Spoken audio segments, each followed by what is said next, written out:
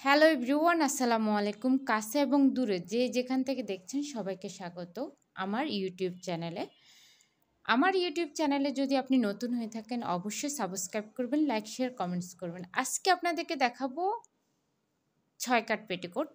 এই ৬ কাট পেটিকোটটা এখন পেটিকোট বললে ৬ কাট চেনে, এখন আর গোল পেটিকোটের মানুষ চিনেও না। অনেকে গোল পেটিকোটটা কেমন হয় এটাও চেনে না। তো যাই হোক, আমরা আজকে ৬ কাট পেটিকোটটা আপনাদেরকে দেখাবো। আমাদের লাইভে কিছু সমস্যা হয়েছে, যার কারণে আমরা লাইভটা আপনাদের দেখাচ্ছি না। আমরা আবার ভিডিও করে নতুন করে ভিডিও করে আপনাদেরকে দিচ্ছি। তো চলুন আমরা দেখি এটা কীরকম হবে, ৬ কাট পেটিকোটটা সাধারণত কেমন হয়।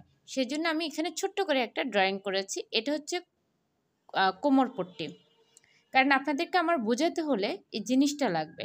এটা হচ্ছে কোমরপট্টি আর এটা হচ্ছে নিচের ঝুল। তো আমাদের এই ৬ কাট পেটিকোট তৈরি করতে কতটুকু কাপড় লাগবে? তৈরি করতে আমাদের কাপড় লাগবে হচ্ছে ২ গজ ৬ গিরা কাপড়। কাপড় কতটুকু লাগবে? ২ গজ ৬ গিরা। আগে কাপড়ের ফানা বেশি ছিল, এই জন্য ২ গজ দিয়েও হতো, কিন্তু এখনকার কাপড়ের ফানা এতটাই কম, ১৬ ইঞ্চি ১৮ ইঞ্চ পর্যন্ত আসে না। তো যাই হোক, মানে ১৮ ইঞ্চটা ১৬ ইঞ্চটা হচ্ছে ২ ভাঁজের কথা বলছি। মানে ৩২ আগে মানে ৩৬ পর্যন্ত থাকতো, ৩৬ ৩৮ ইঞ্চ পর্যন্ত পানা থাকতো, এখন থাকে না।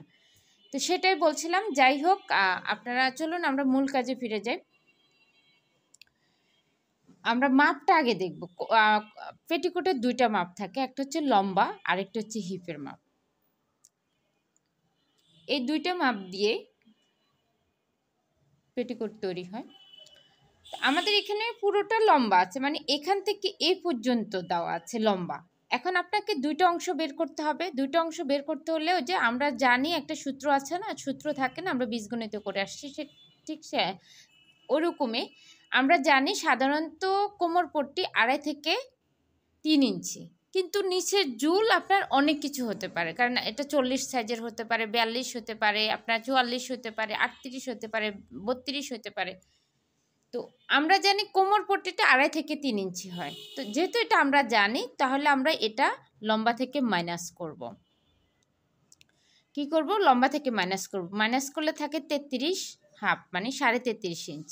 নিচের ঝুল যোগ সেলাই। এখন আমরা নিচের এই অংশটা বের করছি। লম্বা থেকে কোমরপট্টি বাদ দেওয়ার পরে নিচের ঝুলটা বের হয়েছে, এটা অরিজিনাল ঝুল, কিন্তু এর সাথে আপনার সেলাইটা যোগ করতে হবে।